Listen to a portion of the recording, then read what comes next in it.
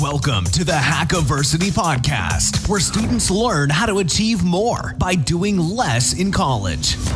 Learn the hacks from wildly successful recent college graduates as your host, Kyle Winey, explores the colleges, majors, and paths that produce the biggest results in college using less effort. It's hacking time.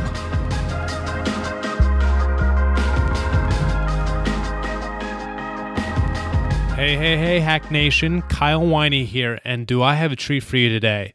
If you're like me, you love country music. Obviously, the singers and performers get most of the attention, but there are a lot of people responsible for the glitz and glamour you see. Prepare to meet Danica Van Horn, one of the people who provide the bling to country music. In just 2 years following college graduation, Danica quit her career with Dell as a technical guru and founded Doxology, a handmade men's and women's jewelry line. In this episode, Danica and I discuss how creatives should cope with the feeling of suffocation in a college major, how the process of experimentation can reveal your passion faster than ever before, and what it's like to regularly interact with country superstars such as Kenny Chesney, Florida Georgia Line, and Thomas Rhett. Let's dig in. Danica, thanks so much for joining me today. Of course. I'm so excited to share what I can with the world. So Danica, I am a huge country music fan. And I know you live in Nashville, which is the heart of country music. But more than that, I know you just attended the Country Music Awards. So you got to tell me, what was that like? Yeah, so it was the Country Music Television Awards. So there's two. There's the CMA Awards, which is a lot bigger and more fancy, and that's in the fall. And then I was just at the CMT Awards, which is for country music television, so a lot more music videos and stuff like that. But I have a connection and at CMT, and I got to be a seat filler, which means you basically just sit in seats like right next to the what they call the talent, which I just say famous people. The celebrities. The celebrities, exactly. So yeah, it was crazy. You just stand backstage and you're watching all of them like walk to their seats, and it's all the names. I mean, it's like Keith Urban and, Sam Hunt and Dan and Shay and, just like all these people that you listen to and hear on the radio. And it was crazy. And then they also had a couple people that were presenting, because they just like present the awards. So I was like standing right next to Katherine Heigl at one point, and I was like, I'm going to lose my mind. Yeah, but you have to be like, you can't talk to them. You have to be very poised and like. Oh, you can't even talk to them. You can be next to them, but you can't talk to them. Yeah, they say that like just to pretend like you're invisible, because you're basically just filling a seat. They don't want the camera to pan to you. They don't want you to draw any attention to yourself. And they're like, so if they ask you like a question when you're sitting down next to them, like you can answer it, but try not to carry on a conversation, which makes sense, because if the camera pans to you, like the world will be like, who the heck's that girl sitting next to Katherine Heigl? Yeah. So, it makes sense, but it was really fun. I got to just experience that, which was awesome. Cool. And so you landed that opportunity through what you do through Doxology, is that right? Kind of. So, I was given the opportunity to make a piece to go into the artist gift bags that they give to all the celebrities that go to the show. So for my business. And so I was able to make a necklace for that. And then because of that, the opportunity to be a seat filler kind of arose.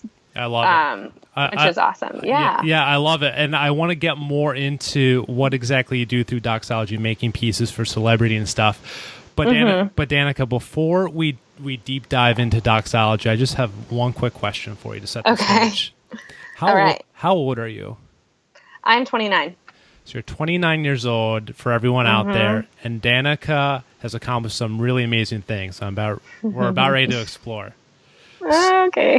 So Danica, tell the listeners out there, what exactly is Doxology?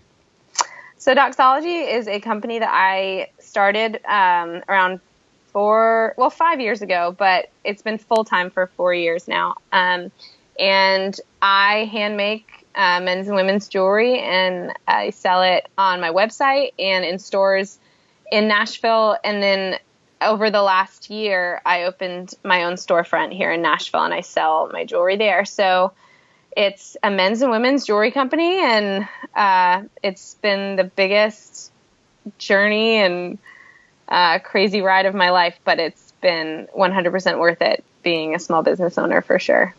I love it. And who are some of the people that you've designed jewelry for so far? I've designed jewelry for Florida Georgia Line, Seth Bolt from Need to Breathe, and some of the other guys from Need to Breathe, Kenny Chesney, Dan and Shay, Cole Swindell, Darius Rucker, and a couple others that are not coming to mind right now. But it's mostly men in terms of the more well-known people that wear my jewelry, just because that's kind of an arena that I was able to tap into when I started making jewelry, because I realized men's jewelry is just so hard to find, especially when it being unique and not flashy or anything. So a lot of my men's jewelry is worn by artists here in Nashville for that reason. I love it. I'm a huge Kenny Chesney fan. He was kind of my gateway into country music. He and Keith Urban. I really love those guys. Keith Urban's my favorite. Yeah. Yes, Keith Urban is the best. Yeah. I did not like country music at all growing up. I really hated it. And then I went to college, and I heard Keith Urban for the first time. And so he's literally who made me fall in love with country music. So I love it. So Danica, these guys like Kenny Chesney, Thomas Rhett, do they wear your jewelry just kind of out and about, or do they wear your jewelry on stage in music videos? How does that work? So it's kind of funny. So the connections that I've made to be able to do this is through their stylists. So most, I would say, if not all, celebrities have stylists who help them pick out outfits and whatnot. And so I just, through word of mouth, close friends, different stores I sold at here in Nashville, I was able to connect to their stylists. And so they pick out pieces through me, and then they show them to the artist, and they pick them out and decide what to wear. So they'll wear them, they'll pick out pieces to wear in a music video, a photo shoot, or an award ceremony or something. But most of the time, what they pick out, they end up wearing in their everyday life too. I've definitely seen, this is funny, we'll kind of stalk them on social media to find pictures of them wearing it, just because I love to see that. And I've seen almost all of them wearing the pieces that they've worn for music videos or, award ceremonies in their everyday life, which is kind of my favorite part, because that kind of proves to me that they really like the piece. They're not just wearing it for, one night and then never wearing it again. And what's that feeling like to actually see someone wearing your piece? It's just, I feel very accomplished. I feel like what I'm doing is worthwhile, and it's appreciated. I think that being able to see that something that you create is appreciated and wanted by people that are of a high status like that is just incredibly, I'm just incredibly thankful for it. It's great. Yeah. I love it.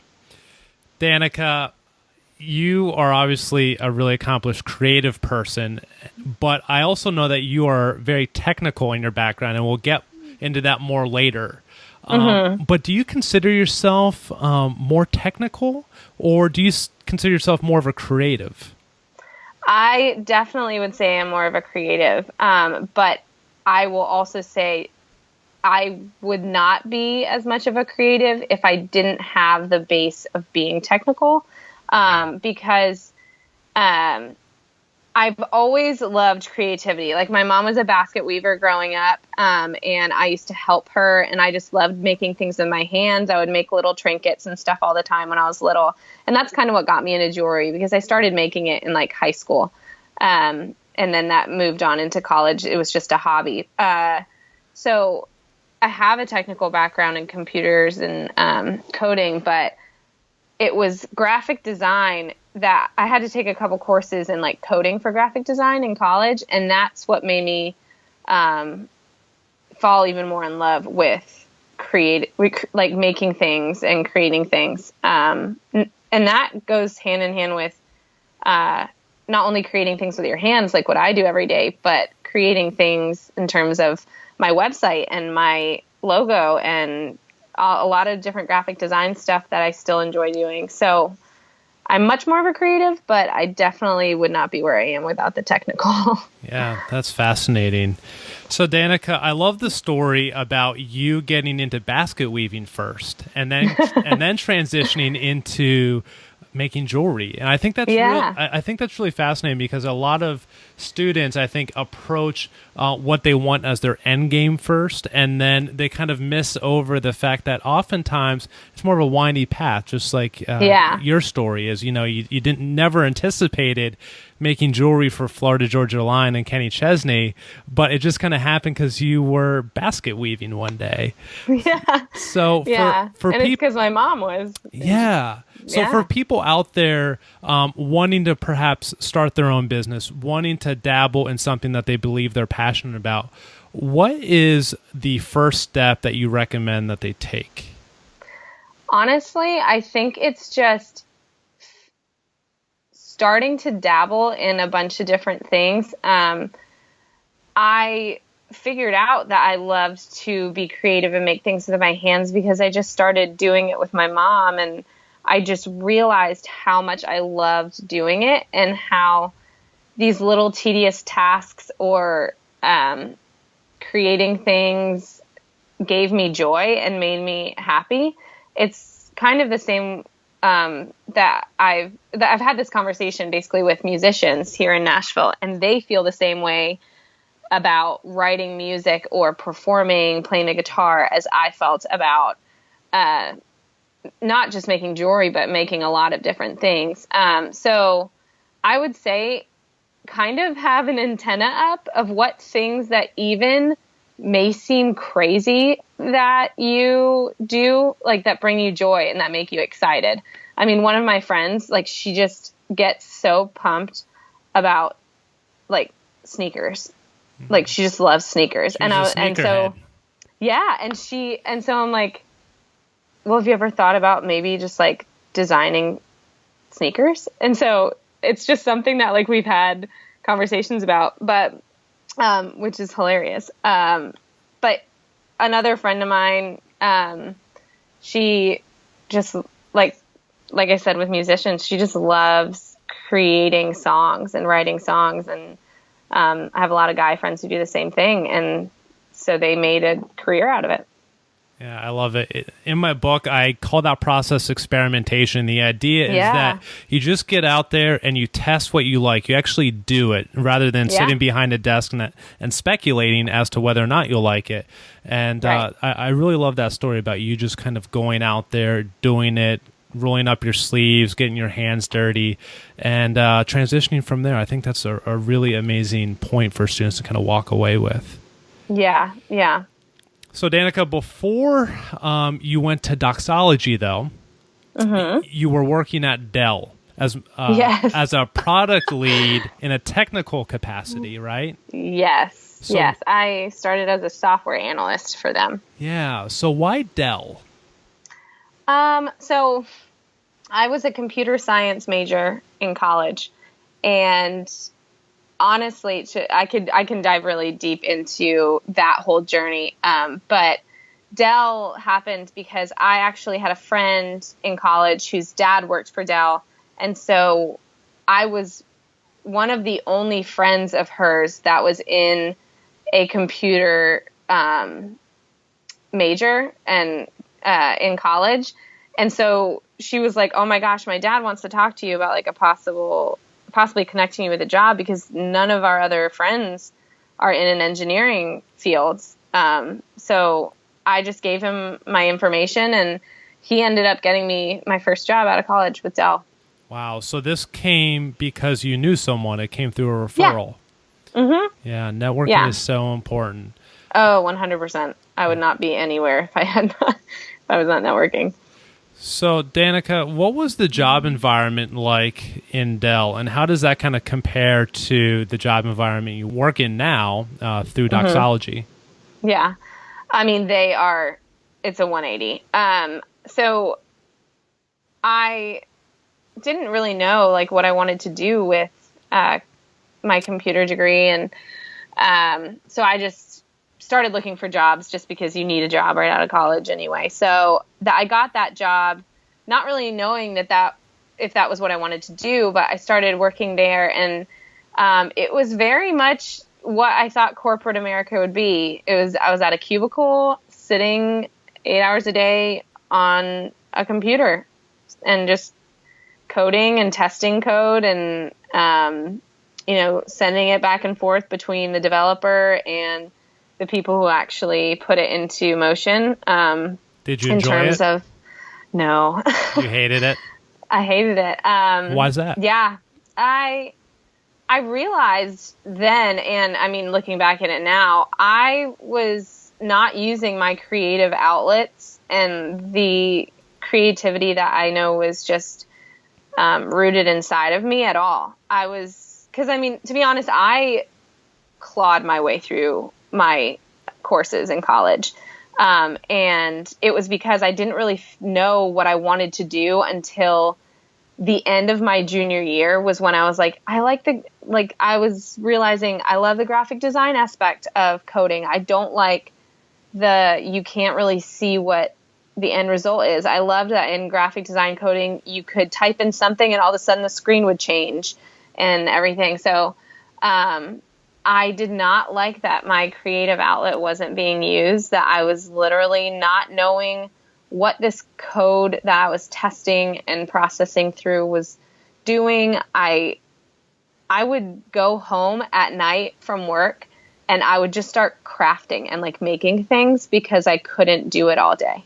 Wow. So did you feel like a piece of you was actually being suffocated then at work? 100%. Yeah. Yes, 100%. Mm-hmm. And I think a lot of people often feel that way, particularly people who are creative. But the thing is, I don't know if a lot of people realize that that's why they feel like they're suffocated. They haven't put their finger on the fact that they are creative and the creativity is just not allowed to kind of manifest itself. So how do you recommend that people explore more of whether or not they actually are creative? I mean, I think it's in the same capacity of figuring out what it is you want to do. You have to just start playing around with stuff. Like being a creative goes from, working with your hands to working with computers and being creative in that way, working with, your voice, a musical instrument. Marketing is even a creative space now. So for me, and I say this a lot when I talk to people about how I got into jewelry, is that I realized, like I said, the end of my junior year, that you either need to be very passionate about the path you're going towards, whether that's a major and you're in college or if that's a career and you're outside of college. You either have to be passionate at it or be very talented at it to really feel like you have a purpose. And for me, I did not feel like I had a purpose at all in it once I kind of realized that, like I said, end of my junior year, because I wasn't passionate about computer programming at all. And to be honest, I was not very talented at it. I could do it because I busted my butt to be able to understand it and, pass my classes. But by no means did I just have a talent for it. Because that passion will drive you to do something better, take more courses, work harder because you have this fiery passion behind something, or you have this talent behind it and you're just good at it. Yeah. else. Yeah. So. I love that. The tagline of my book, Danica, is achieve more by doing less. And it's not necessarily an endorsement for laziness, but what it is to find out the things that matter most in your life. And I think that's exactly what you're talking about. Figure out what you're passionate about. And that way, what you're doing doesn't feel like a slog, like computer science felt for you. And you can actually achieve so much more, just like you have with Doxology, by finding exactly what it is you're passionate about or what it is that you feel called to do. Yeah. I love it. Absolutely. So, Danica, what type of person do you think is ideal for the type of work you were doing at Dell? Like I said, somebody who definitely is just very talented in terms of computer programming or computer software. And also, I am a very social person. I love meeting people. I love talking to people. I love being out and about. I definitely refuel on my own. There's parts of me that are an introvert for sure. But I was sitting at a desk for 8 hours a day, 40 hours a week at this job with Dell. And there would be days, Kyle, honestly, that I would not talk to one person. And it was like an heightened suffocation because I already felt like a part of me was being suffocated, but then it was like this character part of me was being suffocated. And you feel like more of that is alive now through your work at Doxology? Yes, because not only do before I opened my store, because obviously when you have a store, you're in retail and you're talking to people all day. People are coming in and out of your shop. You're saying hello. But before I even had a shop, I was going into other shops, talking to them, invoicing what they wanted to buy. I was talking to the owners of the stores to see what they wanted to carry. And then also with doing custom jewelry, you're meeting up with people to design a piece and talking to them. So, Danica, let me ask you one more question about your experience at Dell and Doxology. And that is... Yes. My favorite part of your story is just the fact that you had a job at Dell that I think many people would covet. It's a safe job. It's a prestigious job. It's in the computer science field, which is exploding, and it didn't fit you. And so you took a big step and risk, frankly, in doing something much different than what you were trained to do and what you had been doing at Dell. And so what can you tell students and recent college graduates about pivoting into something that they think might better fit them? I think that, I will keep going back to, figuring out what it is that kind of makes you light up and makes you excited. I remember talking to a lot of people in college and they didn't know what, I remember people sophomore, junior year, they still didn't know what they wanted to do. But like one of my friends, she just majored in international studies because she knew that she had a heart and a passion for people overseas and for traveling. And so she was like, I don't know what I want to do, but I know this is something I'm passionate about. So I'm going to go towards that. And you can do that in a lot of different areas of jobs. Like I said, with computers and computer software, there's so many facets of it. Like there are people here in Nashville that do computer coding and they're working for music labels, and so they're doing that because not only do they want to be in a computer field or that's where they feel like they're being called to, but they love music. So they can kind of mesh the two together. So I would say just explore the things that make you excited and bring you joy and try to see how you can kind of weave that in to a job, whether that's corporate or not. There are so many aspects of different kinds of jobs that you can discover and kind of, search for. Yeah. So the big takeaway is never stop experimenting. Never stop experimenting. Yeah. Keep figuring out what you're passionate about, what drives you, what you feel called to do, and just run after it. Absolutely. Yeah. Absolutely. I love it. So, Danica, let's transition to your college experience. So you graduated from Virginia Tech. Virginia Tech is a very big school. What was it like attending such a big school? I will say, and I think a lot of people that went to Virginia Tech will agree with this, even though it's big, it doesn't seem that big because of how it's laid out and all the different opportunities just to meet new people and like kind of get into a group of friends or a club or something like that. It didn't feel small, even though it didn't feel big, even though it was. And I think that's because of the different communities of people that I was able to kind of invest in. I know that a lot of people out there, they have different things that they like to do on the side, whether that's play soccer or kickball or, like you can play intramurals in college. I met a lot of my friends just through my faith is really important to me. So I did Campus Crusade in college, and that connected me with a good amount of people. So that's definitely important. And it makes a huge school seem a lot smaller when you find groups of people that have common interest. Yeah, and that could go along with, computer science. There was a bunch of guys that were in my computer science classes, and they would honestly just get together on the weekends and like make computer programs because they loved it. And I'm like, that's their niche, and that's what they found, and they loved it. So more power to them. Yeah, and like you, I went to college at Penn State, which is also a very, very big school. And just like you, I always say that you can make a big school feel as small or as big as you like. It's just what kind of community are you going to build there? Yeah. 100%. So, Danica, you graduated with a double major in mathematics and computer science. So why? Well, no, I had a minor in math.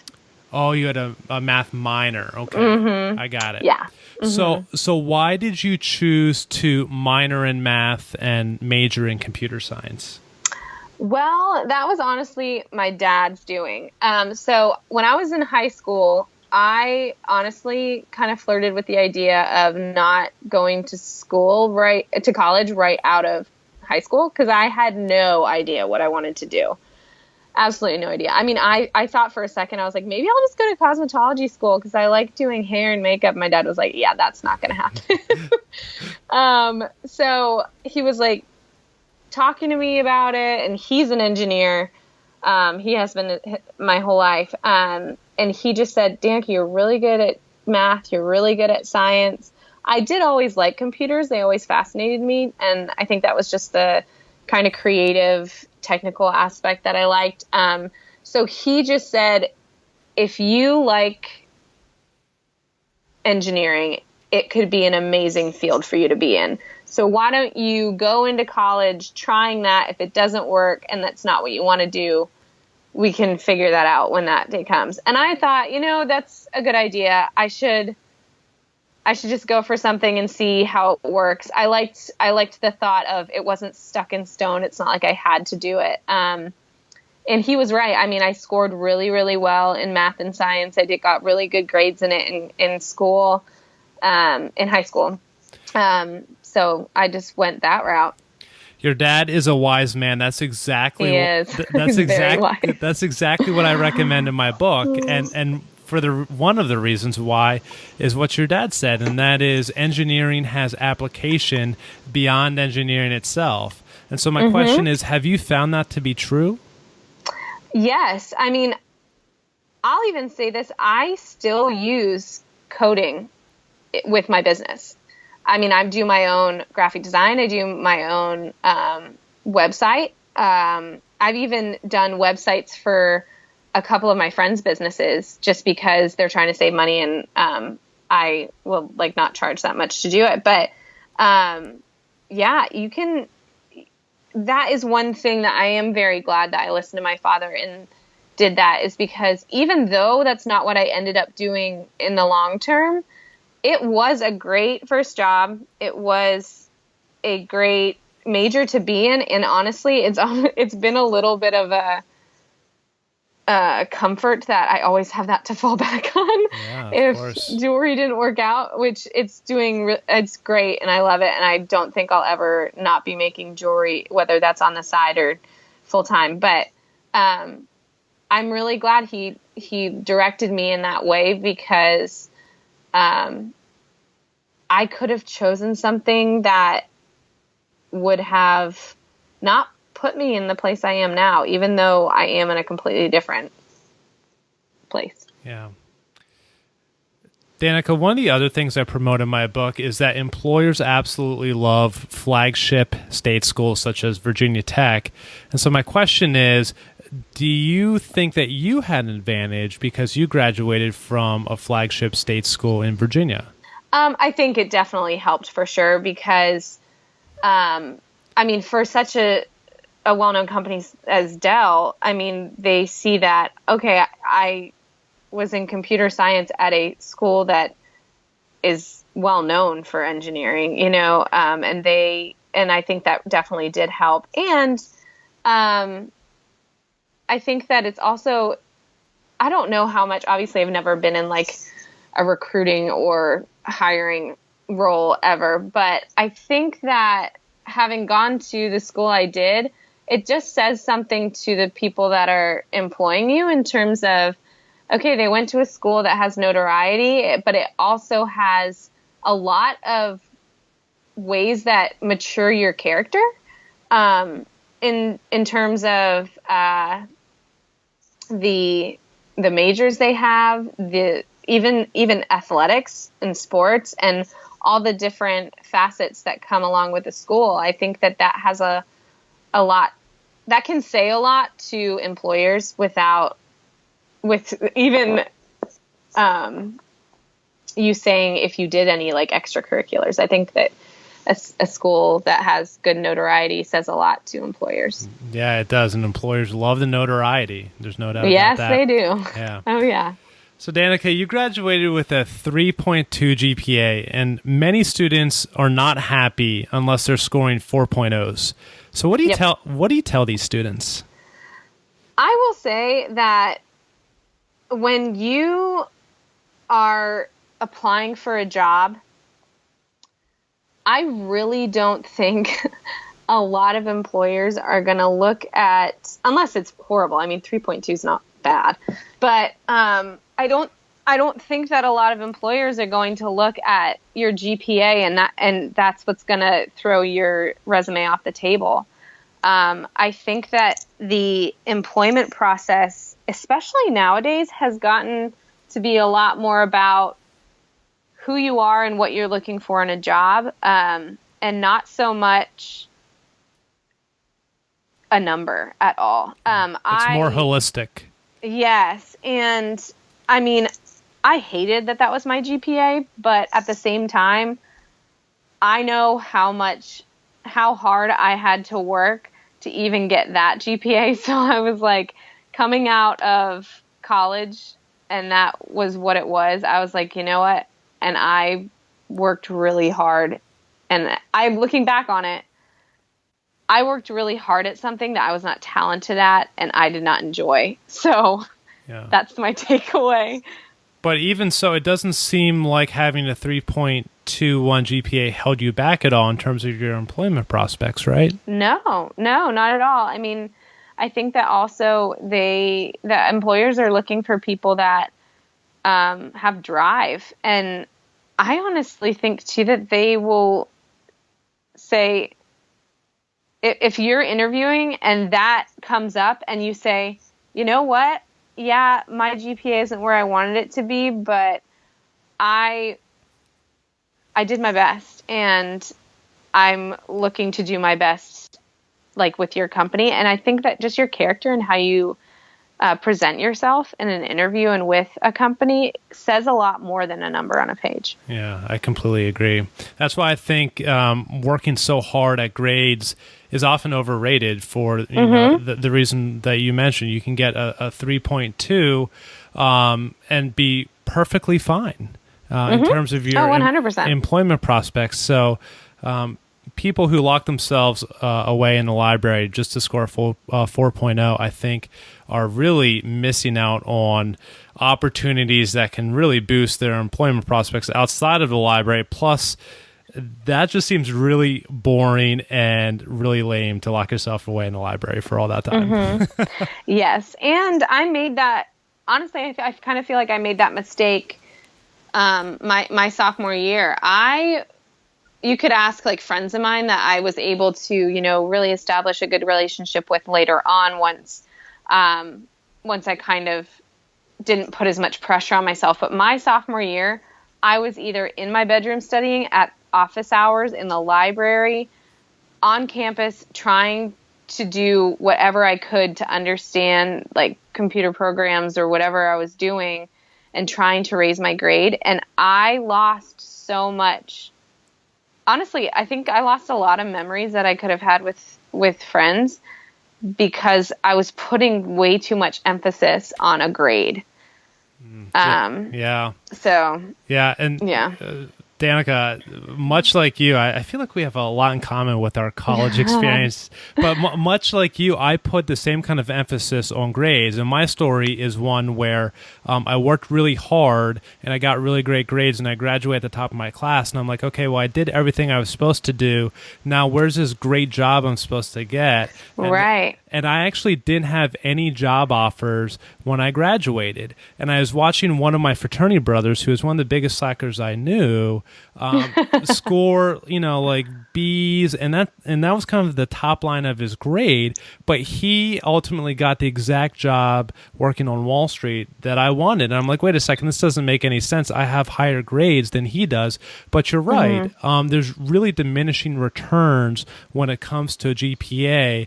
And it also comes with a huge trade-off, and that is the kind of memories that, you're talking about. You kind of miss out on those experiences with your friends. So, I think GPAs are overrated in a lot of respects. Yeah. And like I said before, your character and who you are and, the experiences that you have, they have a lot more influence and meaning in your job. Going forward. I mean, my brother, for instance, he was an engineering major and he went into an engineering internship and he was like, this is not what I want to do. And his girlfriend at the time was doing law school, and he found himself like having these intense conversations with her about her law classes. So he went and he took his, LSAT, and went to law school. Because he was like, this is what makes me excited, and this is the things that are like making my mind churn and wanting me. He was like looking up like law journals and like wanting to know more about law. And so he, in the same way that I take away things from engineering, he did too. Now he's in patent law, which he got an amazing job in as a patent lawyer because he was an engineering undergrad. Yep. And all that stemmed from just one little, exposure to the law through his former girlfriend asking him law questions. Just like your gateway into jewelry stemmed from, one tiny experience doing basket weaving back in the day. Yeah. It's really amazing how just kind of getting out there and experimenting with things really can lead to awesome opportunity. Oh, yeah. Yeah. Definitely. And that's why I also encourage people in college, and I'm glad I did it like towards the end of it, but to immerse yourself in, whether it's, intramural soccer or kickball or frisbee or whatever it is, because you can just start dabbling with certain things that you may think won't affect a job in the future, or anything, but the most random things can kind of awaken a part of your mind that you didn't realize was there. Yeah, so totally true. Mm-hmm. Danica, would you say that there's a specific college track to get you where you are today? No, because I think that I could have gone a lot of different ways and still ended up probably maybe doing jewelry or something creative. I could have been a graphic design major and I probably would have been really happy because I was doing something that was creative. And I could have been a communications major, to be honest, because that every job involves communications and, marketing and networking. I definitely could have been a business major. I kind of wish I would have taken more business classes in college because I had no business or any business experience going into being a small business owner. So I've just had to learn that aspect through trial and error, talking to people who've owned businesses, and just honestly faking it until I made it, in terms of figuring out how to do business and everything. So I think that to get you where you are, whatever that is, there's a lot of different ways that you can do that. And it's funny, I think about it sometimes in the same way that I think about, possibly meeting your future spouse. Like, you could meet them at a McDonald's, or you could meet them through a mutual friend, or you could meet them at a gas station. Like, there's so many different ways that can get you to where you are in that relationship. And it's just, I think it's the exact same way with, where you are in life in a job or I love doing it. what you love. So many ways to win. Yes. Cool. 100%. I love it. There's a wisdom nugget for everyone out there. So, Danica, let's transition to my favorite part of the podcast, and this is what I like to call the rapid fire question section, and this is where I offer up some quick hitting questions, but that doesn't mean your answer needs to be quick hitting. Okay. Are you ready? Yes. I don't have to go really fast, do I? No. Just my questions are. Okay. Okay. All right. So my first question, Danica, is what is the one thing you believe about college that most people don't? That you can change your mind and take a different path whenever you want. I think a lot of people go into college and they think, all right, well, I chose this, so I guess this is what I'm doing for the next 4 years. And that's definitely not true. Yeah. So I think most people think that they have to have it all figured out going into college, have chosen a major or, even, nowadays you apply to a school and apply to their college of business or apply to their college of engineering. And some people are like, oh my gosh, I'm applying. You're 18 years old and you're thinking that you're defining the rest of your life. And that just gives me so much anxiety. Yeah, I remember when I declared a business major, someone said, well, you're deciding what you want to do for the rest of your life. And I'm like, but I'm 18 years old. No, I'm not. Right. And that's what I will say to someone over and over again.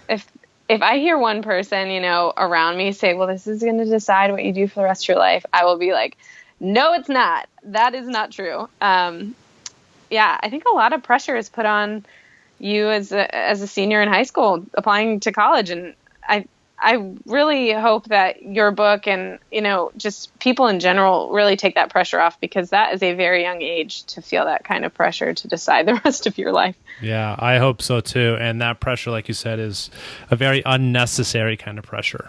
100%. Because it's not effective. And it's not productive. So, no. Danica, my second question for you is, yes, what have you done differently in college than other students?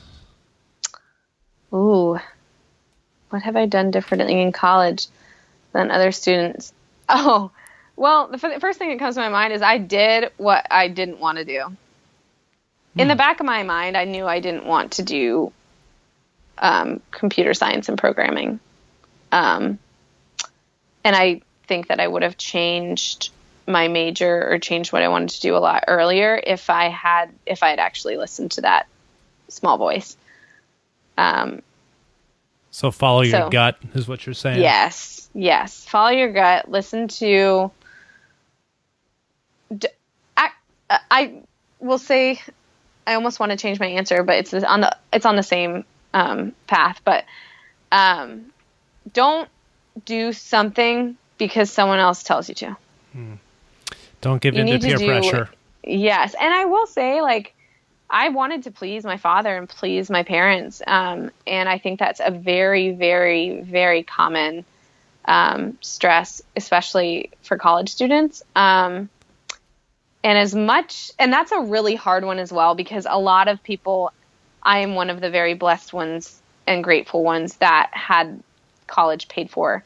So that's hard because you feel like you kind of owe it to them to follow this certain path.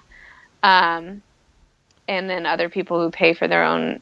So that's kind of a iffy and kind of tangled web. But I think my answer is definitely don't listen to, not don't listen. That's the wrong answer. But yeah, don't just do something because someone else says to do it. Listen to your gut. Listen to your heart. What makes your heart pitter patter? Yeah, I love it. I especially love the pitter patter.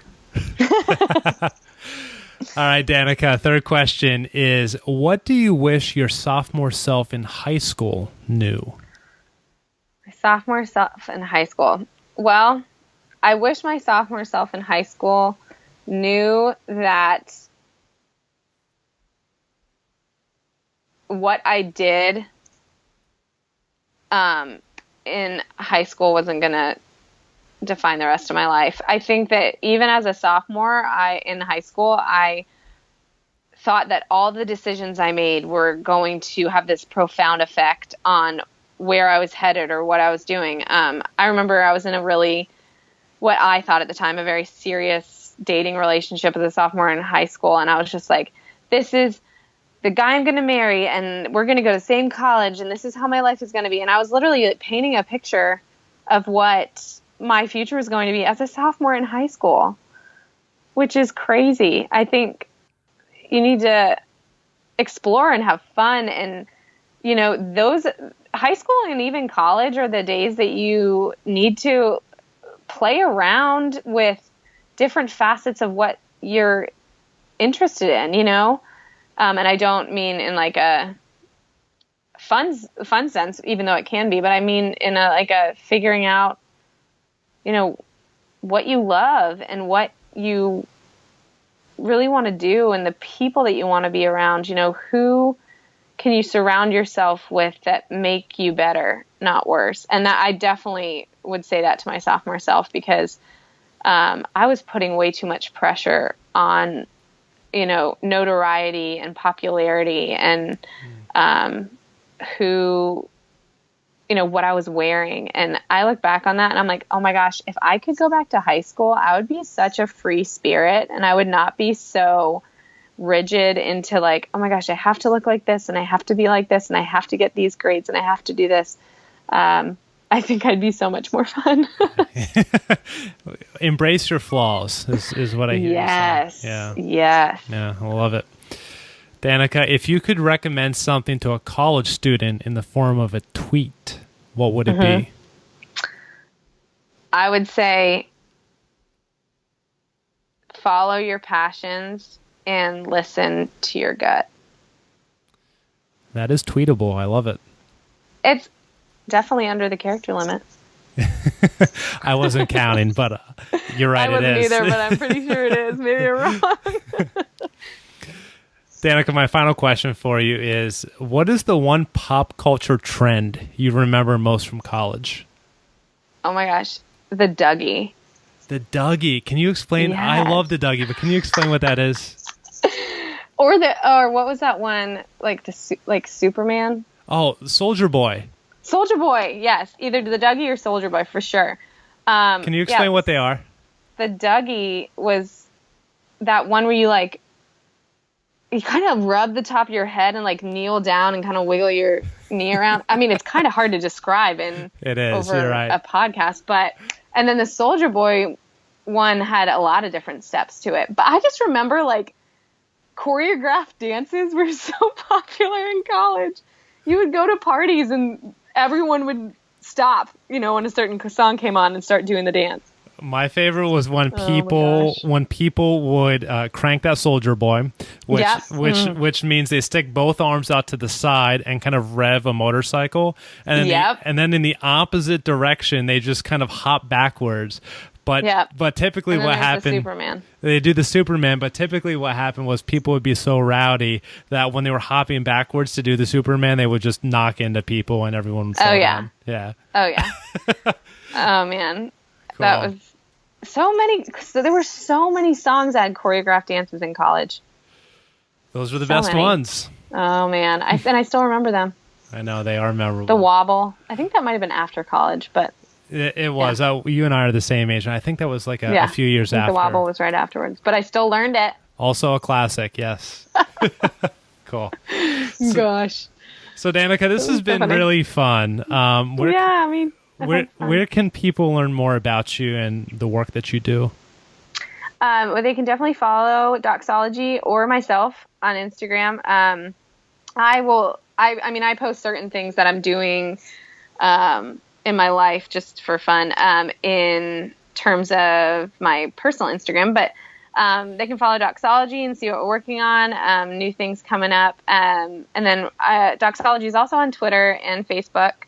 And yes, there's some new things. Hopefully I'm working out with Doxology for the future. I'm really hoping to be able to start working with a nonprofit to get some women over in third world countries to maybe do some jewelry stuff. That's very, very bare bones right now. It's just a dream that I have, and but that's something to follow for sure. But yeah, I will always post now that there's Insta stories are a big thing, and as well as Instagram photos and everything. But I always post, who's wearing Doxology and new things I'm making and news in terms of new pieces and fun different things that I'm doing in Nashville. So if you're ever in Nashville, please reach out and send me an email. I have a huge list of restaurants and fun things to do that I will send to anyone who wants it.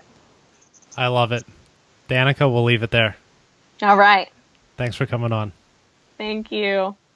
If you want more Hackiversity and achieving more by doing less in college, you can subscribe to the podcast on iTunes or grab the book on Amazon. For the show notes and the latest on Hackiversity, check out kylewiney.com. Don't forget to follow Kyle on Twitter @KyleWiney and on Facebook at facebook.com/Hackiversity. Till next time, happy hacking.